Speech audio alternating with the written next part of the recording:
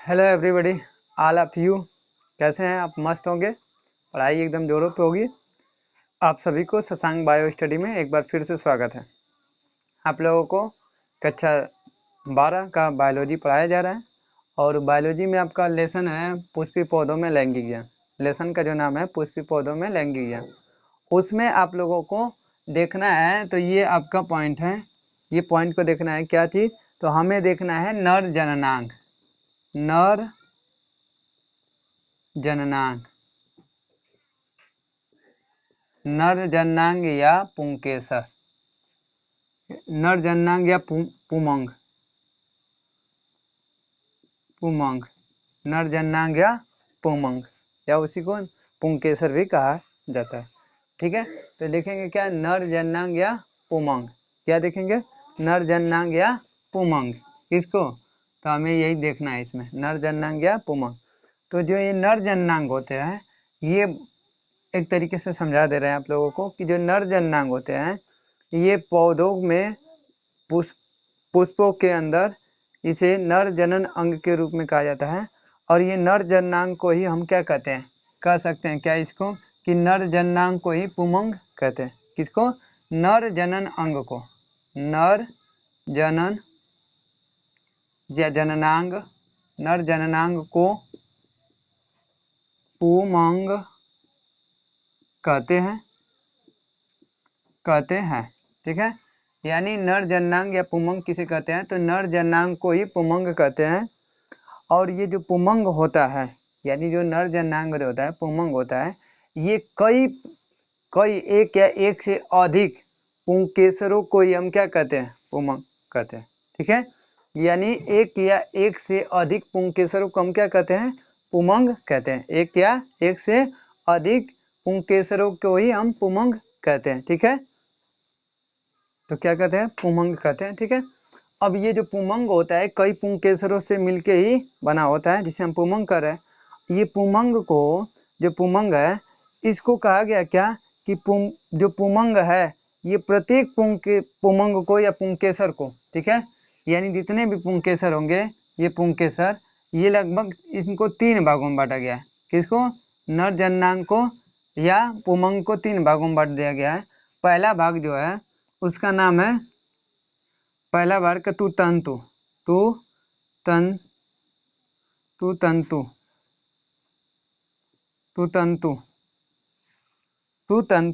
ठीक है, पहला भाग जो है उसका क्या नाम है, तो पहले भाग का नाम है तंतु। क्या नाम है? तंतु। ठीक, अब दूसरा जो है इसमें, ये फर्स्ट हो गया। सेकेंड जो हो गया दूसरा, उसका नाम है परागकोश। परागकोश दूसरा क्या हो गया, तो दूसरा है परागकोश। और तीसरा क्या इसमें रहने वाला है, तो तीसरा हो जाएगा योजी। तीसरा क्या होगा, तो ये हो जाएगा योजी। अब ये आपके दिमाग में क्वेश्चन आ जाएगा कि अभी तक हम लोग पढ़े हैं कि ये जो पुंकेसर होता है या पुमंग जो होता है ये 2 ही भागों में बटा होता है, यानी 2 ही होता है। एक होता है तंतु और एक होता है परागकोश। लेकिन ये योजी क्या होता है, तो ये आपको अभी समझा दे रहा है। जैसे देखिए, ये पुंकेसर का ये अगर संचित्र बना दिया जाए तो इस तरीके की संरचना होती है। ठीक है, तो इस तरीके से ये 2 पालियों में विभक्त होता है। कितने पालियों में? 2 पालियों में। कितने पालियों में विभक्त होता है?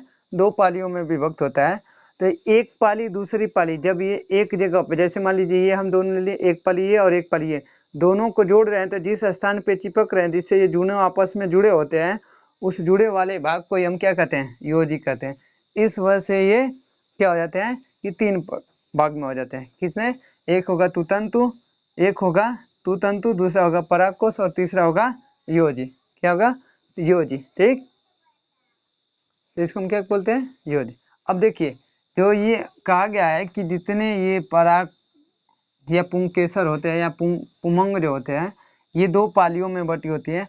2 पालियों में बटे होने के कारण ये दोनों पालियां जिस स्थान पे जुड़ती है उसे स्थान को हम क्या कहा गया है, योजी। यानी ये जो जितने भी है ये 2 भागों में, 2 महत्वपूर्ण भागों में बटी है, 2 पालियों में बटी होती है। अब एक पाली में 2 कोष होते हैं। कितने? एक पाली में 2 कोष होते हैं और एक पाली में 2 कोष होते हैं। चाहे ऐसे कर लें चाहे ऐसे, यानी ये जो देखा जाएगा तो ये दोनों पाली इधर भी हो जाएगी, 2 पाली ऐसे। अगर हम इसे अनुपस्थित देखें तो ऐसे भी 2 पाली हो जाएगी। तो ये 2 पाली है। इन 2 पालियों में अब ये जिस जैसे यहाँ पे ये जुड़ रही है, यहाँ पे जुड़ रही है, यहाँ ये 4 जगहों पे जुड़े, तो ये 4 जगहों पे जहाँ पे जुड़ रही है 2 पालियाँ आपस में, उसी पाली को क्या कहा गया, योजी। और इस पाली के अंदर कितने 4 परागकोश पाए जाते हैं। कितने 4 परागकोश, यानी 2 पालियों में एक पाली के अंदर 2 परागकोश, एक पाली के अंदर 2 परागकोश, टोटली कितने होते हैं, तो 4 परागकोश पाए जाते हैं। अब इस परागकोश के अंदर क्या पाया जाता है, तो इस परागकोश के अंदर परागकण भरे होते हैं। क्या भरे होते हैं, परागकण। ठीक है, परागकण भरे होते हैं। क्या भरे होते हैं उसके अंदर, परागकण भरे होते हैं। अब ये जो परागकण होते हैं, ये पुष्पों में जब अंकुरण होता है, अंकुरण, ये पुष्पों के अंदर जब अंकुरण होता है, तो यही परागकण जो होते हैं अंकुरित होके नर युग्मक बनाते हैं। क्या बनाते हैं, नर युग्मक भिद। परागकण अंकुरित होते हैं तो ये क्या बनाते हैं, नर युग्मक भिद, नर युग्मक भिद निर्माण करते हैं, यानी नर युग्मक भिद का निर्माण करते हैं। कौन चीज, जो परागकोश के अंदर भरे हुए जो परागकण होते हैं, वही जब अंकुरित होते हैं तो अंकुरित होने के बाद वो क्या बनाते हैं, नर युग्मक भिद बनाते हैं। क्या बनाते हैं, नर युग्मक भिद।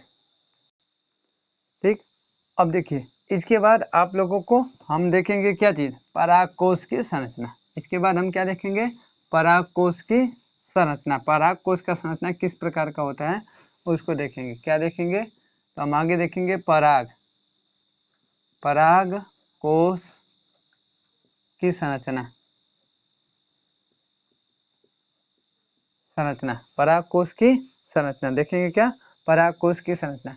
जैसे पुंकेसर या पुमंग जिसे कहा गया, देखिए ये जो होता है परागकोश किस तरीके से होता है, तो हम कह सकते हैं ये जो होता है नीचे इस तरीके के एक डंडी के आकार के रूप में लगी होती है, इसको बोला जाता है तू तंतु। इसको क्या कहते हैं, तू तंतु। इसको कहते हैं तू तंतु, इसको ही बोलते हैं क्या चीज, तू तंतु।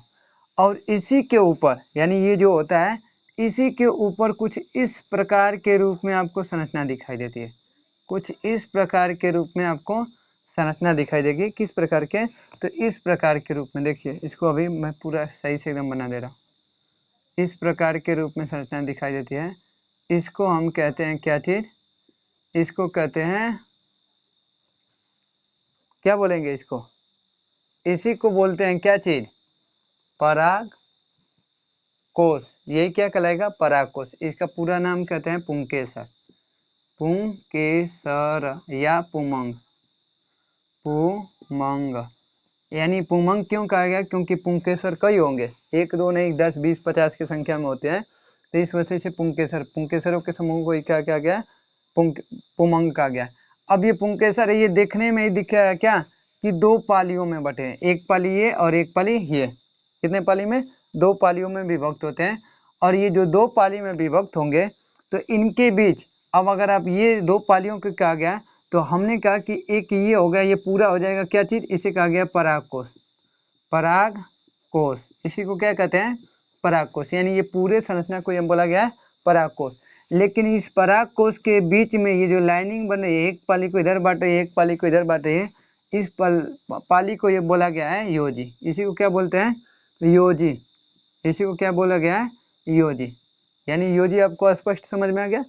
यानी जो ये पुंकेसर या पुमंग होते हैं, इस पुमंग के जो ऊपर का जो चौड़ा भाग होता है, जो 2 पालियों में विभक्त होता है, उसको हम कहते हैं परागकोश। उसको क्या बोलते हैं, परागकोश। अब ये परागकोश को जो 2 पालियों में विभक्त करने वाली लाइनिंग होती है, बीच में रेखा होती है, लेयर्स पाई जाती है, उसे कहा जाता है क्या चीज, जिससे वो पाली दोनों आपस में जुड़े होते हैं, उसको बोलते हैं योजी। और जिसपे ये टिका होता है, जिससे ये लगा होता है, ये डंठल के आकार के रूप में जो तना से जुड़ा होता है, पुष्पों के जो स्त्री केसर होता है जहाँ, उसको बोलते हैं हम क्या चीज, तू तंतु। उसको हम क्या बोलेंगे, तू तंतु। अगर इसे हम देखा जाए तो हम इसको क्या बोलते हैं, अगर इंग्लिश की बात किया जाता है, जिसे बोला गया एंथर। इसको क्या कहेंगे, एंथर। इसको कहेंगे फिलामेंट। ठीक है, इसको क्या बोलेंगे, फिलामेंट। लेकिन ये जो योजी है, इसको बोलते हैं कनेक्टिव।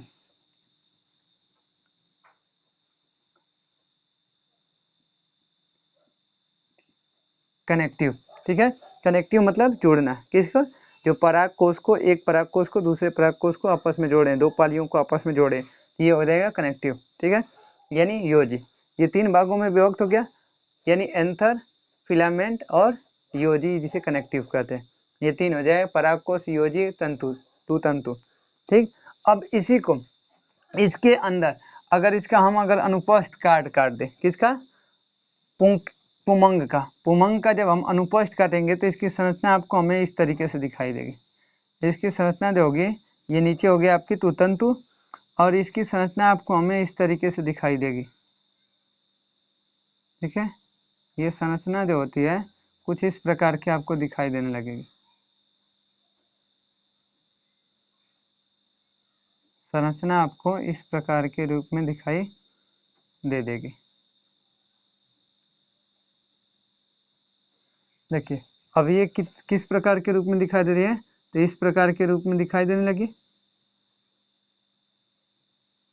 अब ये देखिए, 2 पाली, एक पाली अगर यहाँ से ऐसे कर दिया जाए, ऐसे लाइनिंग, तो एक पाली इधर और एक पाली उधर, या फिर ऐसे लंबवत कर दिया जाए तब भी एक पाली उधर और एक पाली उधर, यानी इसमें क्या है, 2 पालियों में कितने, यानी 2 पालियों में 4 चेम्बर, कितने, 4, कितने हो जाएंगे, 4 पराग कोष हो जाएंगे। पराग कोष मतलब जहाँ पे जगह होता है, स्थान होता है, खाली स्थान होता है, तो ये 4 हो जाएंगे, क्योंकि एक पाली में 2 और एक पाली में 2, जब 2 पाली होती है तो दोनों पाली में 2 हो जाएंगे, तो कितने हो जाएंगे, 4। अब इसी पराग कोष के अंदर इस तरीके से भरे हुए संरचना के रूप में पाए जाते हैं, आपको इसे दिखाई दे देगा, जिसे कहते हैं क्या चीज, इसको कहते हैं परागकण। परागकण जब यही ब्रेक करता है, स्फुटन होता है, तो यहाँ से जैसे टूट जाता है और टूट के परागकण ऐसे गिरने लगते हैं। ठीक है, अलग हो जाते हैं। अब इसका ऊपरी वाला हिस्सा देखेंगे तो इस तरीके से बन जाएगा, यहाँ पे इस तरीके का इसका ऊपरी वाला हिस्सा जो होगा वो ऐसे हो जाएगा।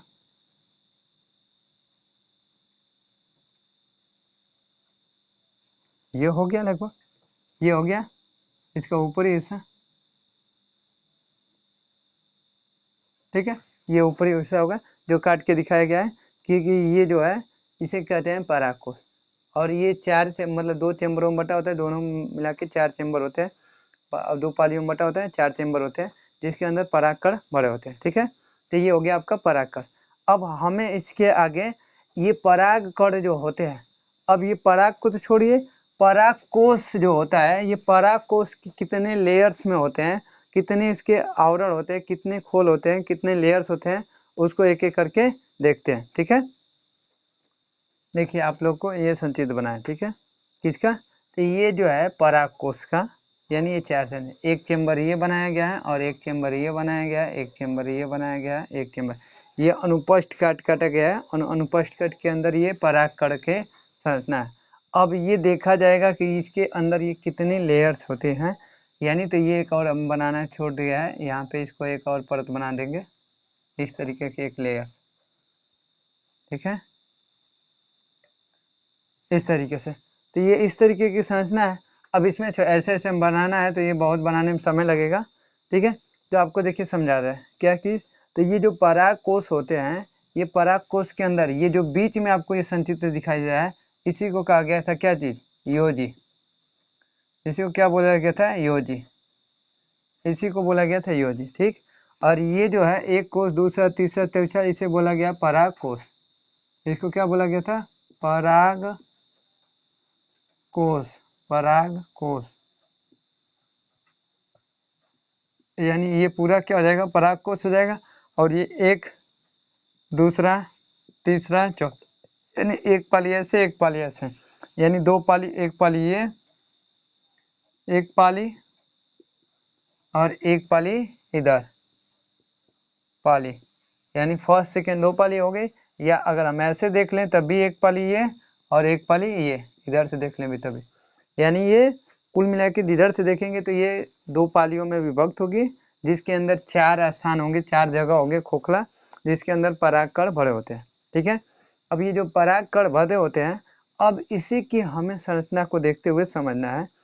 तो जो देखिए, जो परागकण जिसके अंदर भरे होते हैं, किसके, पराग कोष के अंदर, तो ये परागकोश कितने परतों से मिलके बनी होती है? तो जो सबसे बाहर की तरफ परत होगा, ये वाली परत, जो सबसे बाहर की तरफ ये परत जो होता है, इस परत को बोलते हैं एपिडर्मिस। एपिडर्मिस, इसको क्या बोलते हैं? एपिडर्मिस।